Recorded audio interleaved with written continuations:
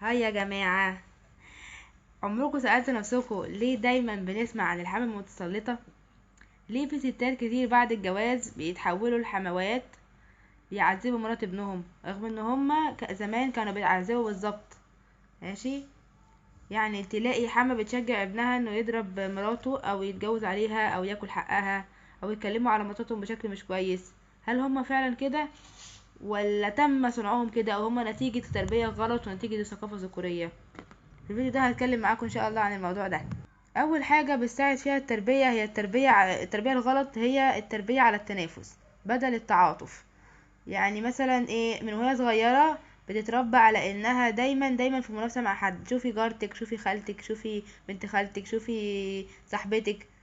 إيه مثلا تربى عن ان الست الشاطره ما تقولش لجوزها لا، ضرب الحبيب زي اكل الزبيب، استحمليه، مش عارفه ايه. تربية على انها داخلة خناقة مع حماتها، اياكي وحماتك. خلي بينكم حدود، اوعي تكرفي معاها في الكلام قوي لحسن تروح تقول لابنها. لازم انت اللي تسيطري عليه مش حماتك. آه الكلمة ليكي في الاخر مش لحماتك. يا حماتك هيتحكم في حياتكم ولا ايه؟ لا، لازم توقفيها عند حدها. فبتحس انها داخلة صراع على مين اللي يسيطر اكتر في الاتنين. دور بقى الثقافة الذكورية، ماشي، ودور الست في تكوين الست في الأسرة وتكوين الحمى المتسلطة. المجتمع بيقول ان الست الاصيله تضحي عشان ولادها وتضحي عشان جوزها. ما تتجوزيش وتجيبي جوز ام لعيالك. ما خلاص بقى انت عشتي وخلفتي، عايزه ايه تاني؟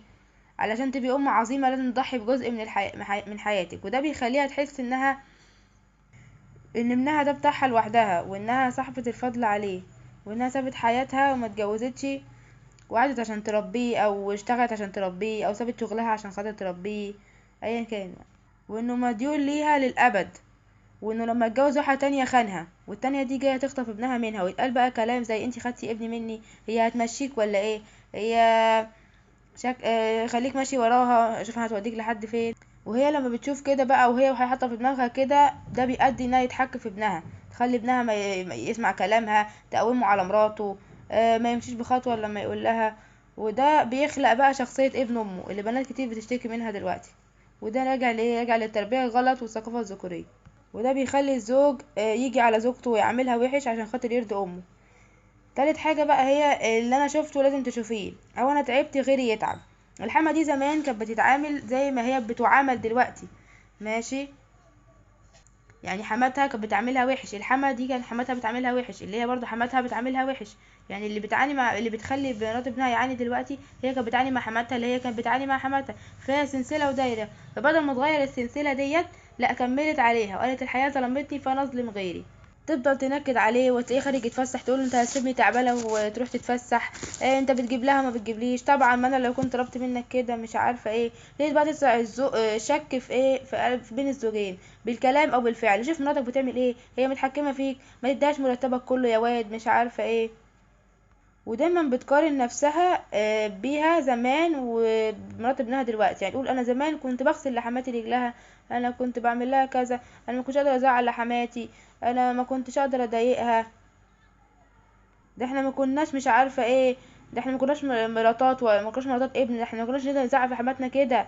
ده انا لو كان جوزي قلت لحماتي كده كان جه مش عارفه عمل كده، انت مش راجل ومش عارفه ايه. ودور الاعلام والدراما في الاسف في الموضوع ده انها بتعمل الحما شريره صوره نمطيه. يعني لازم الحما تكون شريره، ولازم دي تكون بتقوم دي على ده، ولازم تكون دي بتقوم ده على دي، ماشي. وبيكرسوها في عقلنا بشكل كوميدي وماري منيب بقى، وخدي يا حلوه اكسري دي ومش عارفه ايه. فاحنا ازاي نكسر السلسله دي؟ اول حاجه نربي البنات على احترام ذاتها، ونربي البنات ان هي مش في صراع مع حماتها، وانها ابن حماتها ده، يعني حماتها دي ام ابنها، قصدي ام جوزها اللي هي خلفته وجابته ليها، ماشي، وقيتها ما جابته. ولازم نعرف الحموات ان عيالهم مش ملكيتهم الخاصه، وان هما مش بتوعهم، وان خلاص دورها انتهى لحد هنا. خلاص انتي فطمتيه وقطعتي الحبل السري يا حاجه. ودعم التعاطف مش الانتقام، اللي انت عشتيه زمان ما تعيشهوش لمرات ابنك دلوقتي.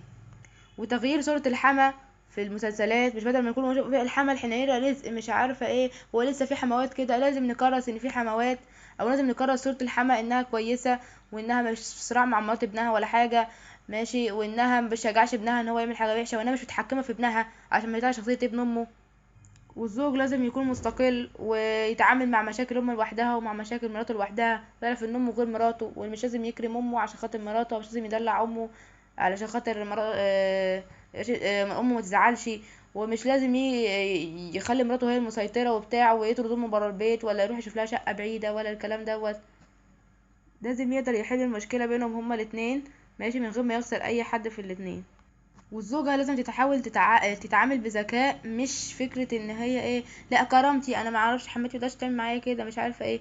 ماشي، هي لازم تحافظ على كرامتها، ماشي، بس تتعامل بذكاء مع الحما، ماشي، وتحاول تتجنبها على الاقل وما تخش معاها في صراعات، ماشي. ودايما تحافظ على كرامتها، يعني حاسة ان كرامتها بتتهان لا تقف وتعمل حد ومش عارفة ايه، بس لازم تتعامل معاها بذكاء وتعرف انها مش خصم ليها.